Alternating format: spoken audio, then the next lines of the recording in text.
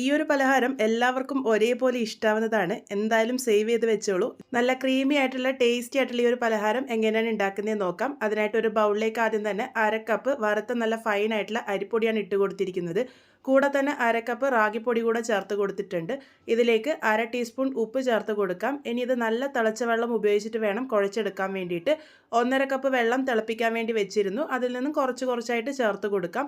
നല്ല തിളച്ച വെള്ളം തന്നെ ചേർത്ത് കുഴച്ചെടുക്കാൻ വേണ്ടിയിട്ട് ശ്രദ്ധിക്കുക. അപ്പോഴാണ് നല്ല സോഫ്റ്റ് ആയിട്ട് കിട്ടുക. കുറച്ചായി ചേർത്ത് ഞാനിവിടെ നല്ല പോലെ തന്നെ മിക്സ് ചെയ്തെടുക്കുന്നുണ്ട്. ഇതുപോലെ ഒന്ന് മിക്സ് ചെയ്തെടുത്തതിന് ശേഷം കൈ ഉപയോഗിച്ച് നല്ല പോലെ തന്നെ കുഴച്ചെടുക്കാം. ഇത് നല്ല സോഫ്റ്റ് ആയിട്ടുള്ള കൂട്ടാണ് കുഴച്ചെടുക്കേണ്ടത്. ഇത് കുഴച്ചെടുക്കാനായിട്ട് ഏകദേശം 1 കപ്പ് വെള്ളമാണ് എനിക്ക് ആവശ്യമായിട്ട് വന്നത്. ഇനി ഇത് ഷേപ്പ് ചെയ്തെടുക്കാം. ചെറിയ ഉരുളകളാക്കി എടുത്തതിന് ശേഷം ആദ്യം ഒന്ന് ഉരുട്ടി കയ്യിൽ വെച്ചൊന്ന് ചെറുതായിട്ട് റോൾ ചെയ്തെടുക്കുകയാണെങ്കിൽ ഈ ഒരു ഷേപ്പിൽ കിട്ടും. ഇതുപോലെ തന്നെ ചെയ്തെടുക്കണമെന്നില്ല, നിങ്ങൾക്ക് വെറുതെ ഉരുട്ടിയെടുത്താലും മതിയാകും. ഇതേപോലെ തന്നെ ബാക്കിയുള്ളതൊക്കെ റെഡിയാക്കി എടുത്തിട്ടുണ്ട്. ഇനി ഇതുണ്ടാക്കാനായിട്ട് ആവശ്യമായിട്ടുള്ളത് പാലാണ്. ഒരു പാനിലേക്ക് 1/2 ലിറ്റർ പാലാണ് ഒഴിച്ചു കൊടുത്തിരിക്കുന്നത്. കൂടെ തന്നെ 1 കപ്പ് വെള്ളം കൂടെ ഒഴിച്ചു കൊടുക്കാം.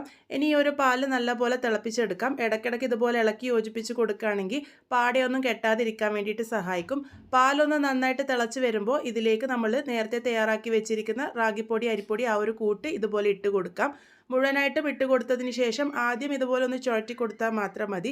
ആദ്യമേ തവിയിട്ട് ഇളക്കി കൊടുക്കാൻ വേണ്ടി പോയി കഴിഞ്ഞാൽ പൊടിഞ്ഞു പോകാനുള്ള സാധ്യതയുണ്ട്. ഒരു 2-3 മിനിറ്റ് കഴിഞ്ഞതിന് ശേഷം നമുക്കിതൊന്ന് ഇളക്കി യോജിപ്പിച്ച് കൊടുക്കാവുന്നതാണ്. ആ ഒരു സമയമാകുമ്പോഴേക്കും ഇത് ചെറുതായിട്ട് വെന്തൊക്കെ വന്നിട്ടുണ്ടാകും. ഏകദേശം 10 മിനിറ്റ് നേരത്തോളം ഇത് നന്നായിട്ട് തന്നെ വേവിച്ചെടുത്തിട്ടുണ്ട്. ഇതിപ്പോൾ നോക്കൂ, നല്ല സോഫ്റ്റായിട്ട് നല്ല പാകത്തിന് തന്നെ വെന്ത് കിട്ടിയിട്ടുണ്ട്. ഇതുപോലെ വെന്ത് വന്നതിന് ശേഷം വേണം ഇതിലേക്ക് പഞ്ചസാര ചേർക്കാനായിട്ട്. ആദ്യം 1/4 കപ്പ് പഞ്ചസാര ചേർത്തൊന്ന് നന്നായിട്ട് മിക്സ് ചെയ്തെടുക്കുന്നുണ്ട്. അപ്പം അതിൽ ഇത്തിരി കുറവായിട്ട് തോന്നിയത് കൊണ്ട് ഞാനിവിടെ 2 ടേബിൾ സ്പൂണും കൂടെ ചേർത്ത് കൊടുക്കുന്നുണ്ട്. അത് നിങ്ങൾ നോക്കിയിട്ട് മാത്രം ചേർത്ത് കൊടുത്താൽ മതി. ചിലവർക്ക് നല്ല മധുരം വേണ്ടി വരും, ചിലവർക്ക് അത്ര മധുരം വേണ്ടി വരില്ല. അപ്പോൾ ഇഷ്ടത്തിനനുസരിച്ച് ചേർത്ത് കൊടുത്താൽ മതി. നല്ലപോലെ തന്നെ ഒന്ന് മിക്സ് ചെയ്ത് വീണ്ടും ഒരു 5 മിനിറ്റ് നേരം നല്ലപോലെ കുക്ക് ചെയ്തെടുത്തിട്ടുണ്ട്.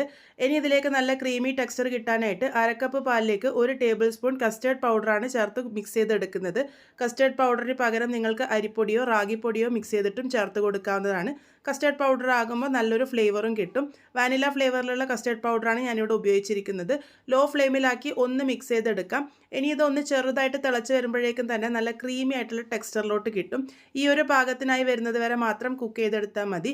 ഇതിലേക്ക് ഏലക്കാപ്പൊടിയൊന്നും ഞാനിവിടെ ചേർത്തിട്ടില്ല. വാനില ഫ്ലേവറിലുള്ള കസ്റ്റേർഡ് പൗഡർ ആയതുകൊണ്ട് തന്നെ നല്ല ടേസ്റ്റ് ആയിട്ടുള്ള നല്ല ക്രീമി ആയിട്ടുള്ള റാഗിപ്പൊടിയും അരിപ്പൊടിയൊക്കെ ഉപയോഗിച്ചിട്ടുള്ള നല്ല ക്രീമി പാൽക്കുഴക്കട്ട ഇവിടെ റെഡി ആയിട്ടുണ്ട്. എന്തായാലും ട്രൈ ചെയ്ത് നോക്കൂ. കുട്ടികൾക്കായാലും മുതിർന്നവർക്കായാലും എല്ലാവർക്കും ഒരേപോലെ ഇഷ്ടാവുന്നതാണ്. ട്രൈ ചെയ്ത് ഫീഡ്ബാക്ക്സ് പറയണേ.